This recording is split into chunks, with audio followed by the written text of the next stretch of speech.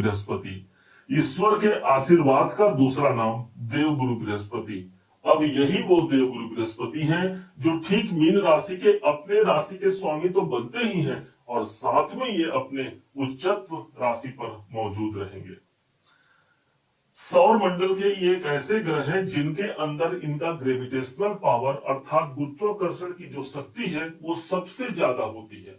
हमारे पृथ्वी से लगभग 2.5 गुना ये अपने अंदर गुरुत्वाकर्षण का प्रभाव रखते हैं और चूंकि अभियतिचारी चल रहे हैं तो उसी तेज गति से इनका प्रविष्टिकरण हो रहा है ठीक मीन राशि के पंचम भाव पर। ये गुरु की यदि प्रभुत्वता को यदि देखना है तो इस बात से अंदाजा लगाया जा सकता है कि जिस तारीख को ये प्रवेश कर रहे हैं पंचम भाव पर, उस दिन मंगल, बुध, स्वयं देव गुरु बृहस्पति, राहु और शनि जैसे बड़े ग्रह गुरु के ही नक्षत्र पर आधीन होंगे। चंद्रमा जो किसी के पकड़ में नहीं आता, वो चंद्रमा भी उसी की राशि पर गुरु आधीन रहेंगे अर्थात उच्चत्व राशि पर देव गुरु बृहस्पति का ये होना एक बड़े परिणाम से हमको जोड़ जाता है। बड़े बड़ाई न करें, बड़े न बोले बोल, हीरा भैया कब कहे लाख टका मेरा मोल। ठीक इसी प्रकार देव गुरु बृहस्पति होते हैं, बड़ा से बड़ा कार्य कर जाते हैं और उसकी बड़प्पन ये है कि अपने ऊपर बड़ाई नहीं लेते।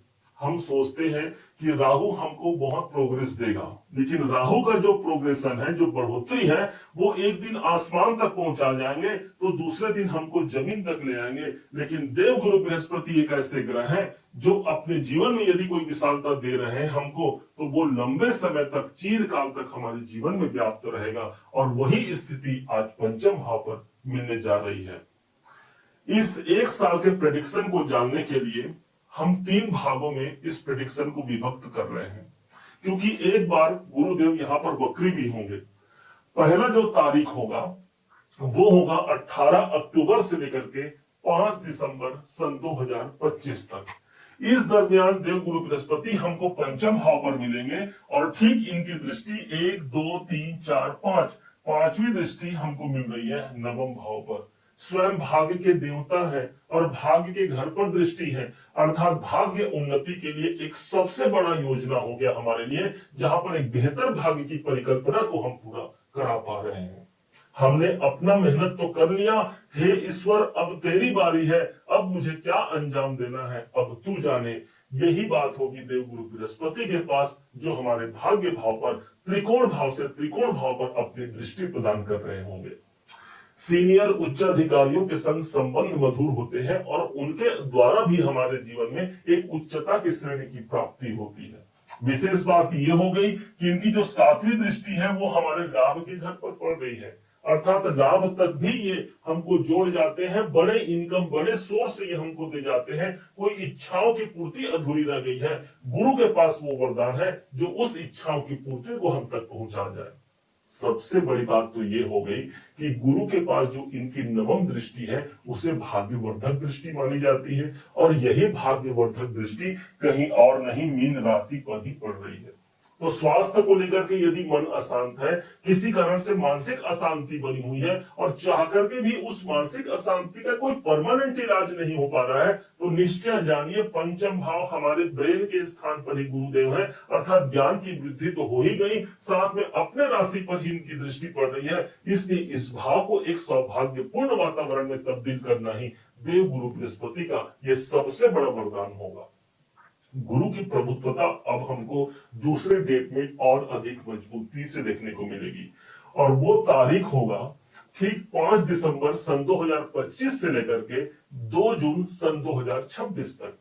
होगा ये कि इस समय पर देव गुरु बृहस्पति वक्री होकर के एक घर पीछे चले जाएंगे और गुरु का प्रभाव हमको ठीक चौथे घर पर देखने को मिलेगा। होता यह है कि एक ग्रह का कार्यकाल 4.5 महीने का, 1 साल का होता है, लेकिन गुरु यहाँ पर 4.5 महीने में ही आगे बढ़ गए थे। आप ऐसा जानिए कि एक अच्छा सा आपको घर बनवाना है और उस घर को कंप्लीट करने के लिए आपने एक कुशल कारीगर को आपने नियुक्त कर दिया। वो कारीगर 1 साल का कॉन्ट्रैक्ट रहता है घर आपको बना के देने का, लेकिन मात्र 4.5 महीने में ही उन्होंने घर की चाबी आपके हाथों में सौंप दी। अब वो कारीगर तो चला तो गया, लेकिन उसको याद आए कि अरे पुराने घर पर कुछ कमी रह गई थी जिसको उन्हें सुधार करना है, और पुनः फिर से वो वक्री होकर के एक घर पीछे चले जाते हैं। जनरली होता यह है कि कोई ग्रह जब वक्री होता है तो एक घर पीछे नहीं जाते, लेकिन यहां पर देवगुरु बृहस्पति एक घर पीछे चले जाते हैं। इसका सीधा सा मतलब यह होगा कि जो कुछ हमारे जीवन में कमी रह गई है, उस कमी को सुधार करने के लिए ही गुरु का यहाँ पर आगमन हुआ है, जो 5 दिसंबर 25 से लेकर के 2 जून 2026 तक रहने वाला है। अब प्रभाव पर आइए। प्रॉपर्टी संबंधित कोई काम अधूरे रह गए हैं, उसकी योजना बना सकते हैं। पैसा है, व्यवस्था है, सब कुछ है, लेकिन पता नहीं घर और प्रॉपर्टी को लेकर के क्यों ये उलझन बनी हुई है। गुरुदेव का आगमन होता है, उस उलझनों से हमको मुक्त करते हैं। विशेष बात यह हो गई, इनके पास जब दृष्टि आती है तो इनकी 7वीं दृष्टि 10वें भाव पर आएगी, अर्थात कर्म क्षेत्र के लिए अच्छा हो गया, और प्लस कर्मेश भी आपके बनते हैं ना। 10वें भाव के स्वामी की 10वें भाव पर दृष्टि पड़ रही है, वो भी वक्री अवस्था पर आने के कारण हमारे करियर में कोई काम यदि चूक गया है, कोई रूठ गया है, या फिर कोई ऐसा काम जिसको हमने छोड़ दिया है, उस पर पुनर्मूल्यांकन करने का यह समय रहेगा। गुरु के पास पद और प्रतिष्ठा होती है, और यही इनका प्रभुत्व होगा, यही इनका सर्वोच्च होगा, जो सर्वोच्चता हमको अपने जीवन पर प्राप्त होती है हमारे करियर को लेकर के। कहा गया है दीपक तले अंधेरा भी कहा जाता है इस गुरु को। आप ऐसा जानिए कि कोई आपको किसी आप कक्ष में है, किसी रूम में है, और वहां पर लाइट गोल हो जाए, तो हम क्या करेंगे? हम वहां पर एक दीपक जलाएंगे, जिससे चारों ओर उजाला बन जाता है, उजाला हो जाता है। लेकिन आप देखेंगे कि दिए के ठीक नीचे पर अंधेरा होता है। ठीक ऐसी ही परिस्थिति यहाँ सब तो हमको उजाला मिल गया, लेकिन दीपक तले अंधेरा। हमको फोकस कहाँ करना पड़ेगा, हमको जरा ध्यान कहाँ रखना पड़ेगा, और वो स्थान है हमारा पंचम भाव और हमारा चतुर्थ भाव। पंचम भाव अपने संतान पर हमको फोकस रखने की आवश्यकता रहेगी। चतुर्थ भाव अपने घर, अपने परिवार पर हमको फोकस रखने की आवश्यकता रहेगी। कहीं ऐसा न हो कि हमने लाभ तो यहाँ ले लिया, करियर तो बना लिया, सारे संसार को हमने उजागर कर दिया, लेकिन अपने घर को हम सुनियोजित ढंग से आगे बढ़ाना या वहां पर काम करना भूल गए हैं। इस बात को आपको ध्यान देना होगा। अगला गेट प्रारंभ होता है, और वक्री अवस्था से आखिरकार देवगुरु बृहस्पति बाहर निकलते हैं।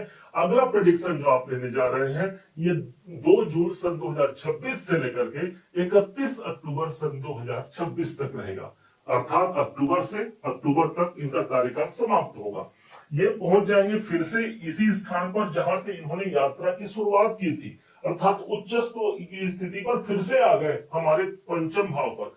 पंचम भाव पर आकर के संतान से जुड़े हुए कार्यों का निपटारा होगा। संतान हमारे योग्य बनते हैं, उनके जीवन में विवाह करना है, उनके जीवन में करियर या शिक्षा एजुकेशन दिलाना है, उस पर एक प्रामाणिकता आ गई, शुभता आ गई। भले ये राशि आपका है, लगन आपका है, लेकिन जब कोई एक घर एक्टिवेट होता है तो न सिर्फ आप एक्टिवेट होते हैं, बल्कि उस घर से जुड़े हुए जो लोग होते हैं वो भी एक्टिवेशन में आ जाते हैं। अर्थात संतान के लिए उत्तम हो गया। संतान प्राप्ति आप कराना चाहते हैं, पंचम भाव पर गुरुदेव उच्च की स्थिति पर रहेंगे, संतान प्राप्ति की प्रभुत्वता यहाँ पर देखी जा सकती है। अब एक और विषय आता है कि भाई इस गोचर को हम अपने जीवन पर कैसे अप्लाई करें।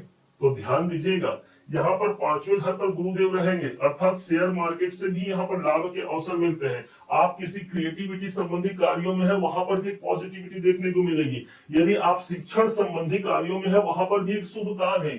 बड़ी बात यह हो गई, आप बैंकों में है या बैंक से जुड़े हुए कोई कार्य कर रहे हैं, वहां पर एक अच्छा काम कर सकते हैं। अब यहाँ पर एक समस्या ये है कि भाई इसमें कितना प्रतिशत हमको प्राप्त होगा, कैसे इसको अपनी कुंडली में अप्लाई करें। तो ध्यान दीजिएगा, आप अपनी जन्म पत्रिका को चेक कीजिएगा। हम छोटा सा सूत्र बता देते हैं जिससे आप भली भांति स्वयं उसको देख पाए। क्या आपकी जन्म पत्रिका में गुरु उच्च के हैं, 4 नंबर की राशि पर बैठे हैं? क्या जन्म पत्रिका में 3 नंबर की राशि पर गुरु हैं? यदि हाँ, तो आप ये कहेंगे, हम ये कहेंगे कि गुरु का गोचर न सिर्फ यहाँ पर कर्क राशि पर या तीसरे भाव पर हो, चतुर्थ भाव पर हो रहा है, बल्कि हम ये कहेंगे गुरु का गोचर गुरु के ऊपर से हो रहा है, और गुरु के जो घर है वो एक्टिवेशन में आ गए। अब गुरु का घर कौन सा है? कैरियर का घर, और गुरु का घर हो गया आपके अपने राशि का घर। मतलब हम यहाँ पर एक्टिवेट हो रहे हैं और हमारा करियर यहाँ पर मजबूत हो रहा है। मान लीजिए 3 और 4 नंबर पे नहीं है, तो फिर देखिए कि जहां जहां इनकी दृष्टि पड़ रही है, क्या वहां आपकी कुंडली में गुरुदेव मौजूद है? यदि हाँ, तो जो कुछ भी आपको हमने बताया उसका प्रमाण हमको अधिक प्रगति से या अधिक गुना हमको ज्यादा मिलेगा। क्यों? क्योंकि एक गुरु, गोचर का गुरु कुंडली के गुरु से टकरा रहा है, अर्थात वो घर हमारे एक्टिवेशन में आ गया, उसके प्रमाण हमको ज्यादा मजबूती से मिलेंगे। उदाहरण के लिए मान लीजिए आपकी कुंडली पर गुरुदेव मीन राशि पर ही बैठे हैं, 12 नंबर की राशि पर ही गुरु बैठे हैं, तो अब यहां से गुरु की दृष्टि आ रही है, जब ये उच्च के रहेंगे तो हम कहेंगे कि यहाँ पर हमारा लग्न एक्टिवेट हुआ।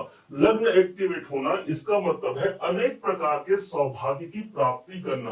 कोई बड़े इन्वेस्टमेंट का प्लान बना सकते हैं, कोई स्थान परिवर्तन करना है तो वो स्थान परिवर्तन करा सकते हैं। एक उदाहरण हमने दिया, और बाकी आप चाहें तो किसी जानकार ज्योतिषी से अपनी कुंडली का विवेचन करा करके भी इसका प्रमाण हासिल किया जा सकता है। उम्मीद है आप सबने इसे समझा, आप सबने इसे जाना है। यदि आपने इसे समझा है, जाना है, और मेरे समझाने का प्रयास यदि आपको सार्थक लगा हो, मेरे समझाने का तरीका यदि आपको सार्थक लगा हो, तो हर बार की भांति इस बार भी अपना प्यार भरा लाइक और कमेंट करना कभी मत भूलिएगा। और हाँ, यदि अभी तक आपने चैनल को सब्सक्राइब नहीं किया है, सब्सक्राइब जरूर कीजिएगा।